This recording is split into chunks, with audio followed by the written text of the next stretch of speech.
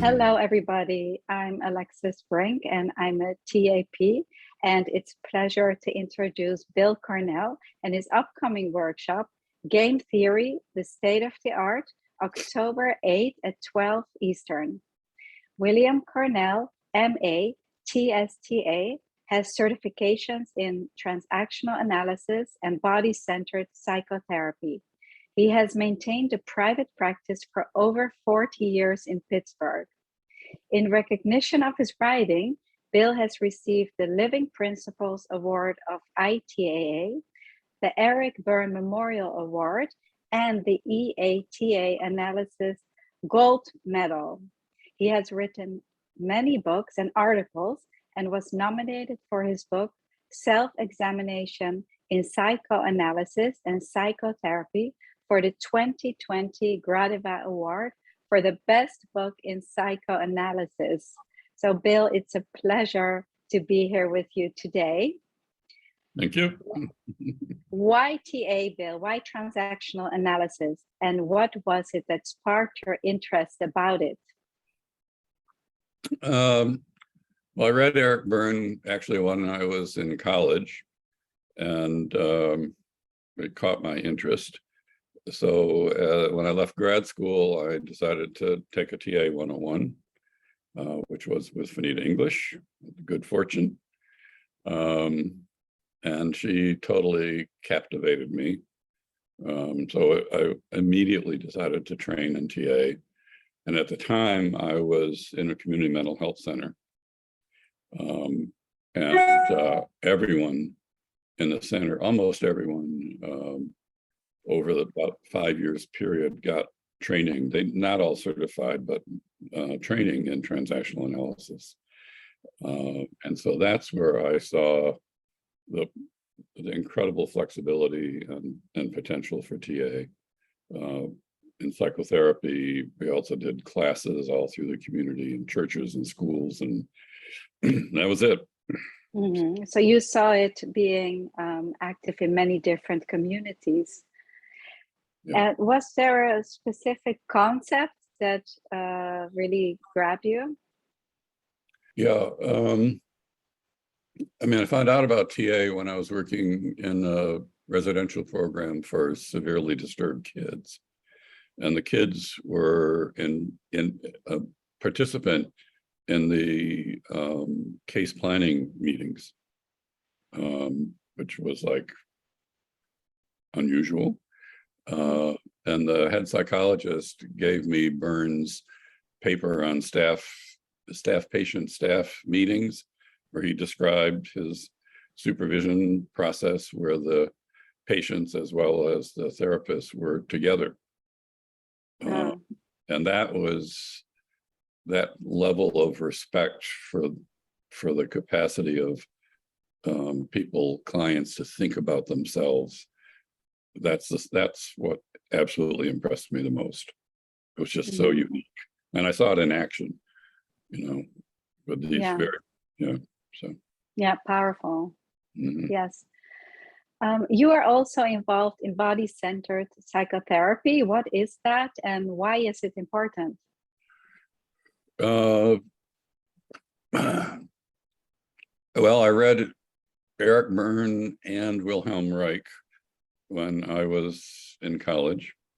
Berne was witty and cerebral. Reich was passionate and messy. And they each had something to offer. I was in a very intellectual college, and I knew I needed to do something that was also just more passionate in some ways. And Reich talked a great deal about sexuality, which Berne almost never talked about. So each seemed to complement the other. But in terms of like what I'll be talking about in the workshop, in Berne's concept of games, he described first, second, and third degree games. First degree games serve a social function, second degree games psychological function, third-degree games. He said people end up sick in the hospital or dead. Mm. He didn't know how to work at that level. But he also said third-degree games are in the tissue of the body. And so for me, learning how to work at a body level was really critical to get to the areas that I don't think Berne ever, in his way of working, was ever terribly successful at. Mm-hmm. Can you briefly mention how you do it? How you work with the body? Oh, I do it, Just and briefly. well, I mean, originally I was taught in a very, very hands-on methodology.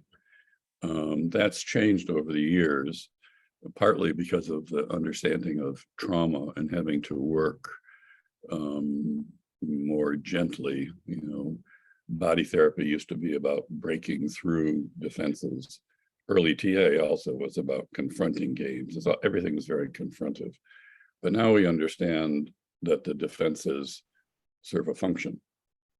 So we, you know, both in TA and I think in body therapy, we work, you know, when I work with the body, it's to help people become more aware of physical reactions, movements that interrupt their contact with themselves. Mm-hmm. So it's an effort to make that more alive in the work. Yeah, very, very interesting. And I think a lot of people, a lot of therapists and counselors are looking at that now, working also with the body. Yeah. Bill, what's the difference between Berne's original formulation and how you look at it, and game theory? In your words, what is game theory? Well, in Berne's original conception, you know, it was the analysis of psychological and interpersonal defenses.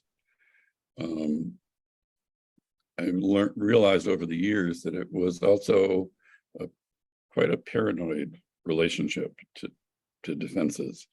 Berne's language of games and rackets and stamps and gimmicks and switches and all that stuff. And game theory, in a lot of ways, actually dropped out of a lot of the TA literature and practice.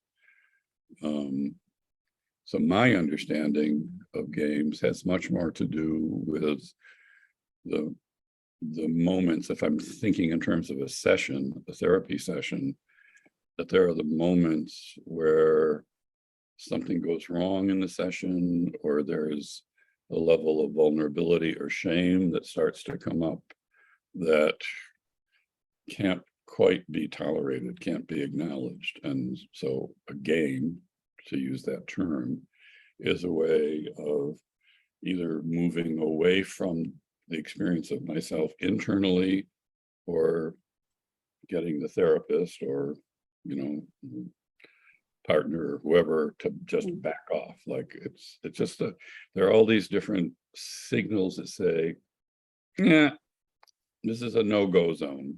Okay, back off, or I back off. Mm-hmm. And so there's a very important kind of vulnerability for me in what motivates games. I don't think that Berne recognized that vulnerability keenly enough. So I think that's something that's emerged, not just in my own thinking, but I think in TA more broadly. Yeah, that was tying into my next question and looking at a phenomenological perspective. When and why do you think people play games? And I guess you will also talk about in the therapy room then, between therapists and clients. Mm-hmm. Why do people initiate games?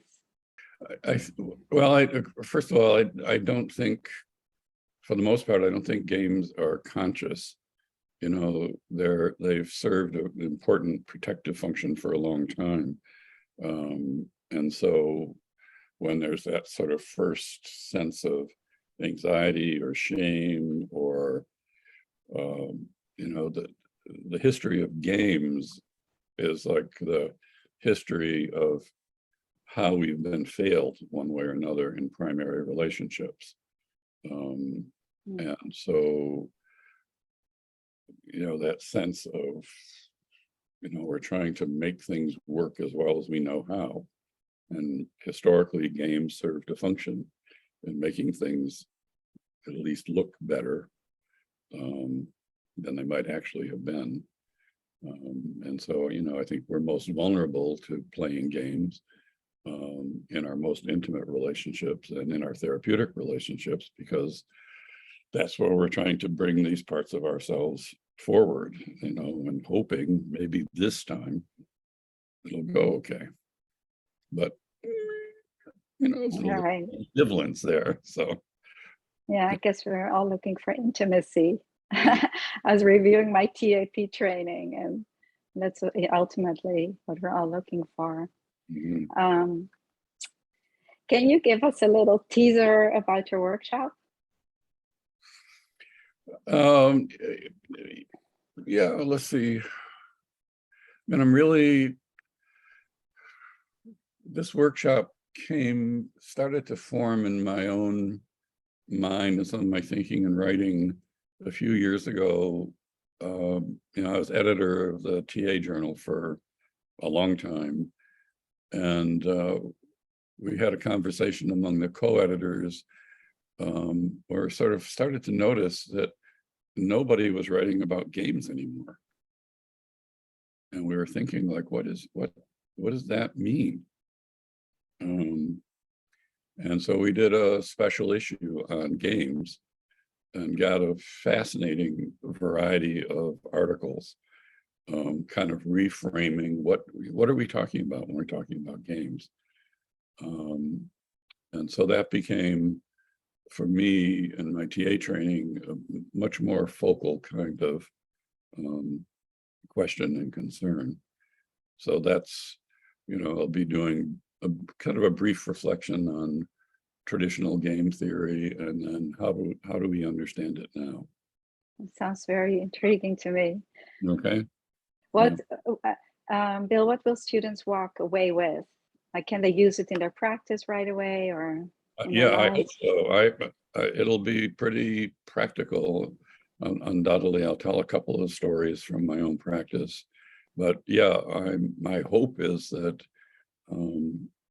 people listening will recognize it in their own practice and find some different ways of thinking about what do we mean by games, and how do we work with it in counseling and psychotherapy, organizations, teaching. I mean, all the different fields of practice. So great. Well, I'm really excited for your workshop. I'll be there. Okay. And I hope that everyone, lots of you will join in Bill Cornell's workshop, Game Theory, the State of the Art, October 8 at 12 Eastern. And lovely to see you, Bill. Thank you so much for this. Thank you. Thank you too. All right, I look forward to it. So, all right. Bye.